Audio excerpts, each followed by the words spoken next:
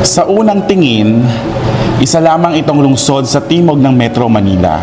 Pero sa bawat kalsada, simbahan at tradisyong buhay pa hanggang ngayon, makikita ang kwento ng isang lungsod na punong-puno ng pananampalataya, kultura at sipag ng mga mamamayan. Ito ang San Pedro City, Laguna, ang makabagong lungsod na may pusong makasaysayan. Mula sa mga debosyong dinarayo ng libu-libong tao hanggang sa industriyang bumubuhay sa ekonomiya ng lungsod, tunay na makikita ang kakaibang pagkakakilanlan ng San Pedro. Patuloy ang pag-unlad ng San Pedro City sa larangan ng kultura, turismo at urban development. Kasabay ng modernisasyon, nananatiling mahalaga ang pagpapanatili ng kasaysayan at tradisyon ng lungsod. Livelihood siya for a lot of our constituents. No? Maraming San Pedronian, San Pedrense ang nakapagtapos po dahil sa pagsasampagita. No? So yun yung gusto namin ibalik. Balik ko natin yung ating roots. No? So hopefully, in the coming years ay bumalik na fully no? Yung pagsasampagitan ulit dito sa ating bayan. At habang mabilis ang pagbabago ng lungsod, patuloy ring buhay ang mga tradisyong matagal ng bahagi ng pagkatao ng mga residente. Isa sa pinakamalalim na ugat ng kultura ng San Pedro ay ang pananampalataya. Matatagpuan sa Barangay Landayan ang Diocesan Shrine of Jesus in the Holy Sepulchre o mas kilala bilang Lolo Uweng Shrine. Isa ito sa mga pangunahing pilgrimage sites sa Laguna na dinarayo ng mga deboto mula sa iba't ibang lugar. Kabilang din sa mga isinusulong na programa ng pamahalaang panlalawigan ng Laguna sa ilalim ni Governor Sol Aragones, ang pagpapalakas ng pilgrimage tourism upang mas mapalalim pa ang pagpapahalaga sa pananampalataya, kultura at lokal na turismo ng lalawigan.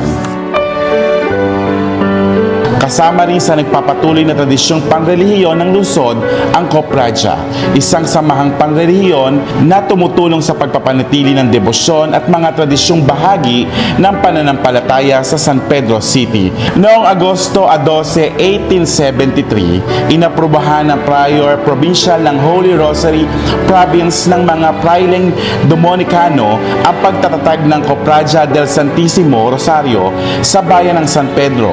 Ito ang pinakamatandang organisasyong pangsimbahan sa lungsod ng San Pedro. Noong araw po, pagka po nagbibihis sila, sumasama na po ako dito, makikita na lang po namin si Lolo Uweng na may putik ang paa at may amoseko ang kanyang damit.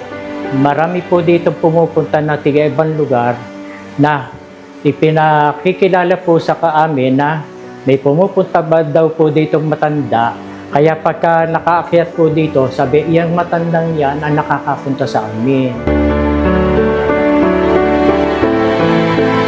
Idinadayo rin po sa bayan, ang Lolo Uweng, iniikot po yan kalimitan tuwing hapon po. Diyan po dinadala sa bayan, ikot na po sa highway at binibigyan po siya ng maringal na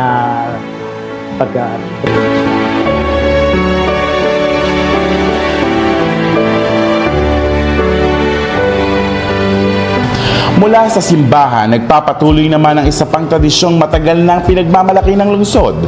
Kilalang-kilala ang San Pedro bilang Sampaguita Capital of the Philippines. Sa Barangay Rosario, maraming pamilya ang patuloy na umaasa sa Sampaguita bilang kabuhayan at simbolo ng kultura. Sa bawat bulaklak na maingat na hinahabi, makikita ang sipag at tiyagang ipinapasa mula sa isang henerasyon hanggang sa susunod. Isa itong simpleng tradisyon na patuloy na nagbibigay buhay sa kultura at kabuhayan ng maraming pamilya sa San Pedro.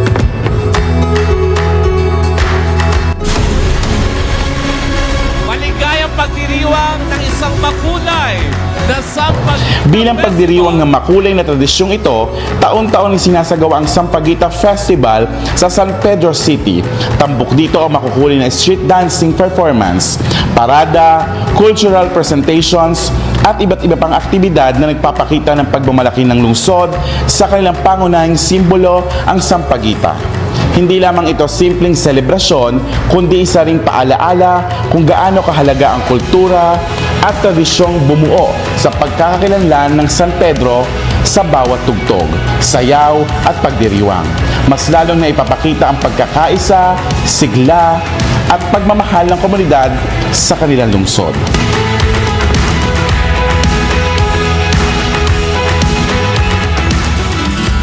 Patuloy ring umuunlad ang lokal na pagkamalikhain ng mga San Pedrense sa pamamagitan ng isang handicrafted businesses at lokal na produkto. Isa rito ang mga handcrafted by Harls na nagpapakita ng husay na lokal na craftsmanship sa paggawa ng mga produktong yari sa leather at handmade materials. Hi, I'm Harley Dave Beltran from San Pedro, Laguna. I'm the founder of Handcrafted by Harls. And then Handcrafted by Harls was established since 2014, and then we've been doing leather products like wallets, bags, and anything that made of leather. And the company is mainly designed to create employment for the persons with disabilities. So I work with deaf and mute and wheelchair-bound person, thinking that we are using handcrafted product. But if you're going to look at it in the generations right now, everything is fast moving. With the top of your finger, you can have everything. But nakakalimutan na natin yung sariling gawa ng ating mga kamay. So we want also to bring back the traditional way of creating products using our hand. Hindi lamang ito simpleng negosyo, kundi isa ring paraan upang maipakita ang lokal na produkto at malikhaing kakayahan ng mga Lagunenses. Makikita rin sa lungsod ang mga lugar para sa leisure at relaxation tulad ng Filipinas Golf and Country Club o Hollow Ridge, Pilipinas. Isa sa mga kilalang golf communities sa timog sa gitna ng urbanisadong lungsod. Nagbibigay ito ng tahimik at luntiang espasyo para sa sports, recreations at pamamahinga. Bukod sa pagiging golf destinations, nagsisilbi rin itong simbolo ng modernong pag-unlad ng San Pedro City habang nagpapanatili ang balanseng koneksyon sa kalikasan at open spaces.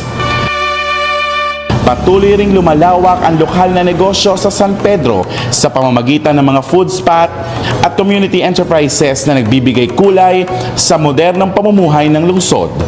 Sa iba't ibang kainan at lokal na negosyo, mas lalong nakikilala ang pagiging masigla at malikhain ng mga San Pedrense pagdating sa pagkain at kabuhayan. Sa bawat sulok ng San Pedro, makikita ang pagsasama ng tradisyon, pananampalataya, sining at modernisasyon. Ang kwentong patuloy na nagbibigay buhay sa lungsod, isang lungsod na hindi lamang mabilis umunlad, kundi patuloy ring pinapahalagahan ang kultura at pagkakakilanlan nitong minana mula sa mga naunang henerasyon. Mula sa debosyong pinapahalagahan, tradisyong pinagmamalaki, lokal na negosyong patuloy na umuunlad hanggang sa industriyang nagpapalago sa ekonomiya, tunay na kakaiba ang kwento ng San Pedro City, Laguna. Isang lungsod na may makulay na kasaysayan, buhay na kultura at mga mamamayang patuloy na nagbibigay inspirasyon sa bawat pag-unlad nito. Ako si Elijah Napisa mula sa Laguna Public Information Office at abangan ang mga susunod na lugar na aming pupuntahan. Huwag kalimutang i-follow ang aming official page at social media accounts para sa mas marami pang kwento at lakbayin dito sa Laguna.